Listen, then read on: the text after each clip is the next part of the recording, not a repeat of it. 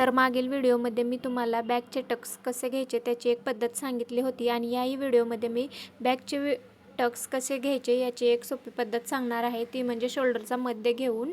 त्यासाठी शोल्डरचा मध्य घेतला आणि पॉईंट दिला. त्यानंतर कंबरपट्टी जेवढी आहे तेवढी त्या पॉईंटवरून वरती मी मार्किंग करणार आहे, जसे की 4.5. तुम्हाला आता दिसेलच मी 4.5ची मार्किंग केली आहे. त्यानंतर अर्धा इंच साईडला पॉईंट दिलेत आणि तो त्रिकोण असा जोडून घेतला आणि हा त्रिकोण मी पलीकडच्याही बाजूला करणार आहे. त्यासाठी मी तो दुसऱ्या बाजूवर उमटवणार आहे. फॅब्रिकवर डॅब डॅब केल्यानंतर तो दुसऱ्या बाजूला उमटला जाईल. त्यानंतर तो मी ड्रॉ करणार आहे.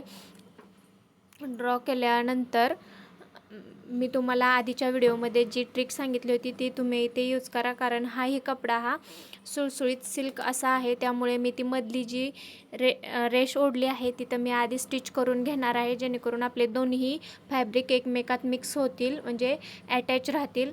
टक्स आपण असं उचलताना ते एकमेकातून निसटणार नाहीत. त्यामुळे मी ही ट्रिक यूज करते. तुम्ही ही ट्रिक यूज करा आणि आपले टक्स हे एकदम छान पद्धतीने दिसावे यासाठी ही ट्रिक खूप यूजफुल आहे. मी ज्या पद्धतीने हे टक्स हातात जसे घेतले आहेत तसे घ्या आणि स्टिच करा. दोन्ही बाजूला तसे स्टिच करा. आपली स्टिच ही खूप छोटी असली पाहिजे, जेणेकरून ती उसवणार नाही.